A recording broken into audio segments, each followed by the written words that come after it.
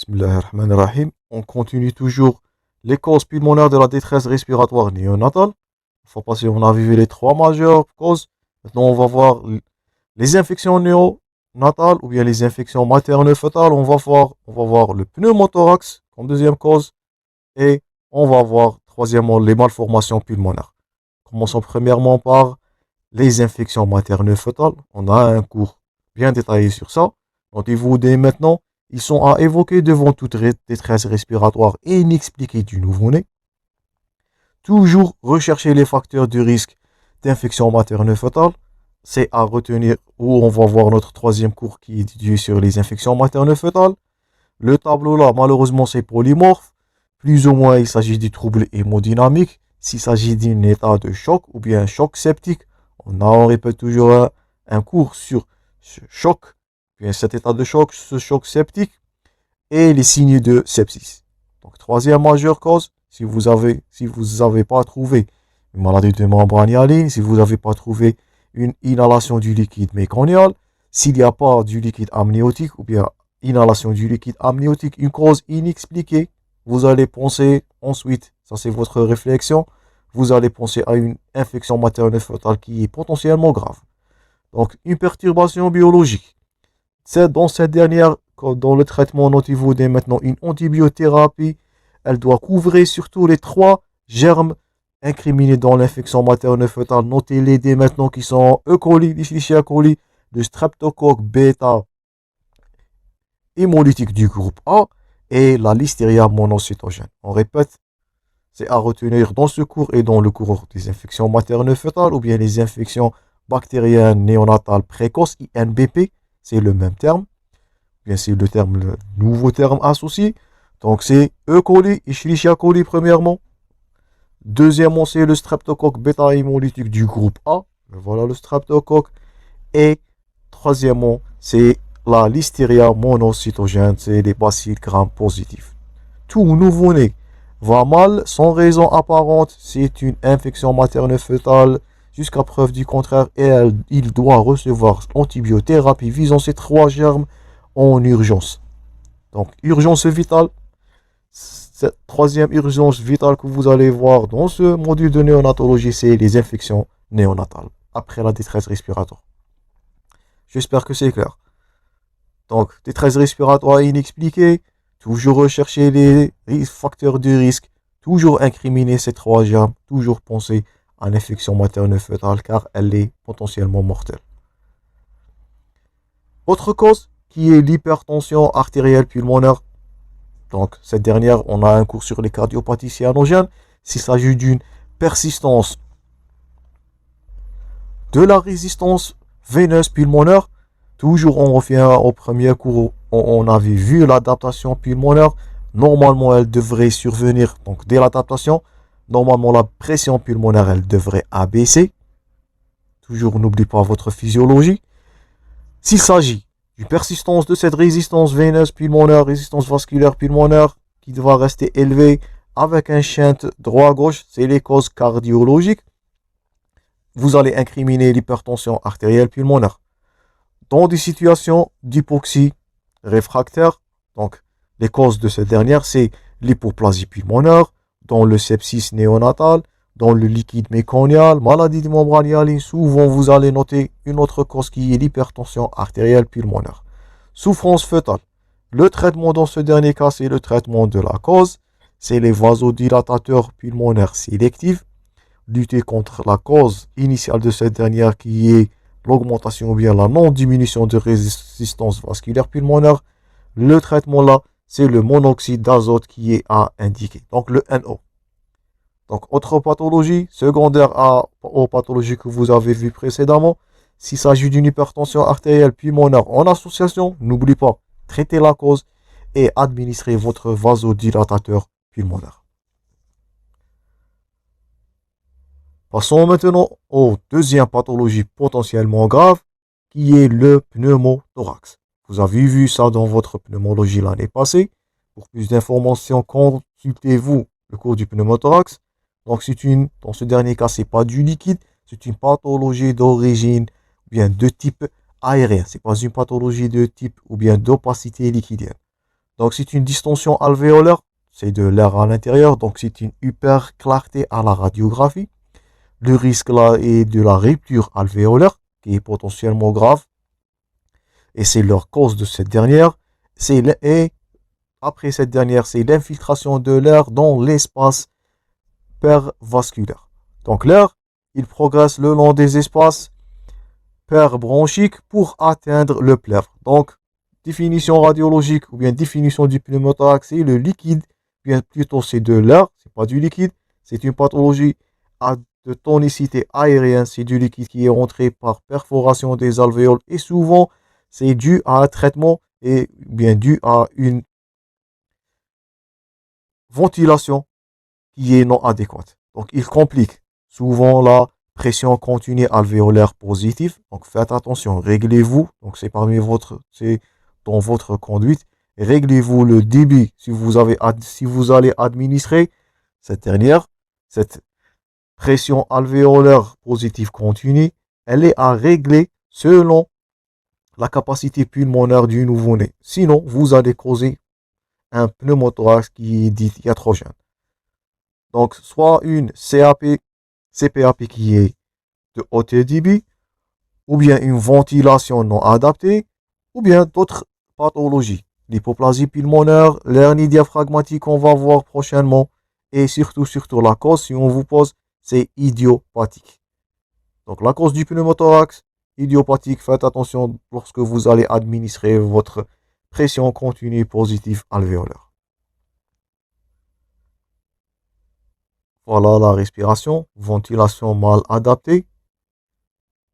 Et voilà, donc une détresse respiratoire qui va s'installer de façon brutale, cyanose, signe de choc, mouvement thoracique asymétrique.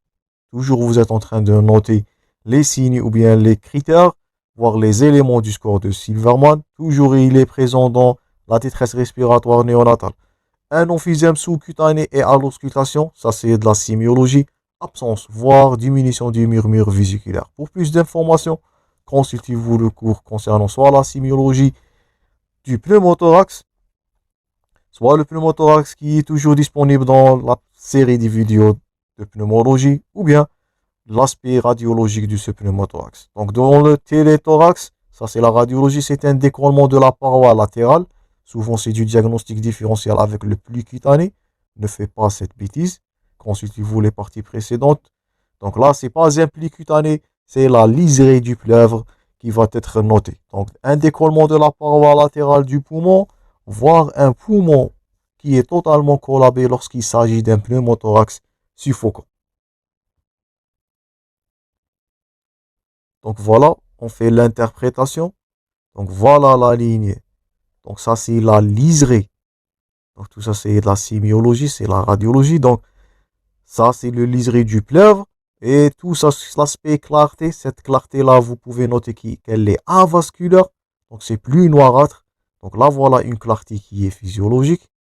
Donc c'est de l'air, mais qui est vasculaire. Vous pouvez noter les vaisseaux à l'intérieur de cette clarté. Et par contre, là, vous notez un liseré. Vous notez là, c'est du vide, c'est du l'air. Donc c'est un pneumothorax qui est installé au niveau du poumon droit. Et ça, c'est une clarté avasculaire en faveur de l'échappement de l'air à l'intérieur du pleuve. Pour le traitement, donc le pneumothorax asymptomatique, donc ça ressemble à la conduite à tenir chez l'adulte. Il est heureusement bien toléré, pas d'intervention active chez le nouveau-né. Normalement, le poumon, il va revenir. Il s'agit d'une réexpansion lorsqu'il s'agit d'un pneumothorax de petite quantité ou bien de petite abondance. Vous allez continuer avec votre monitorage de la saturation en O2. On répète, la saturation devrait être supérieure à 95 chez le nouveau-né. Donc, il est très susceptible à l'anoxie ou bien à l'hypoxie, la scope, la sédation, s'il s'agit d'une assistance respiratoire. Ça, c'est le premier cas.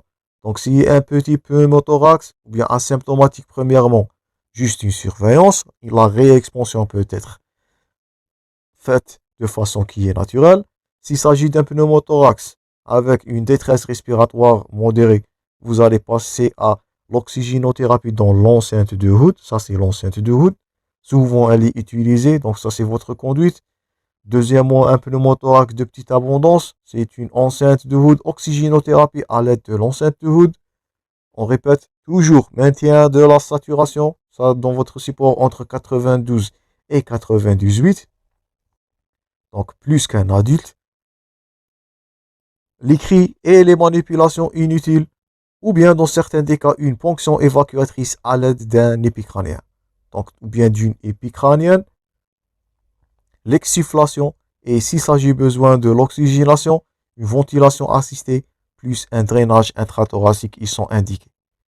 Donc, asymptomatique, surveillance, pneumothorax de petite abondance, c'est une enceinte de Hood. Si ça ne marche pas, drainage par l'épicrânien ou bien l'exsufflation. Et le troisième cas, le plus grave, un pneumothorax suffocant. Donc, un pneumothorax, c'était une urgence chez l'adulte. Et bien sûr, c'est une urgence vitale aussi chez le nouveau-né. Donc là, c'est une indication à la ventilation artificielle, ponction évacuatrice, plus drainage intrathoracique. C'est une urgence vitale. Donc, ça, c'est l'épicrânien qui est utilisé, on répète, pour le pneumothorax qui est de moyenne abondance ou bien d'une détresse respiratoire qui est modérée. Là, voilà. Donc, le drainage de pneumothorax de tension, vous avez vu ça dans le cours, dans votre pneumologie. Donc, c'est un traitement d'urgence. Introduire l'aiguille de gros calibre. Donc, là, voilà l'aiguille qui est utilisée dans le drainage. Donc, ça diffère de l'épicrânien.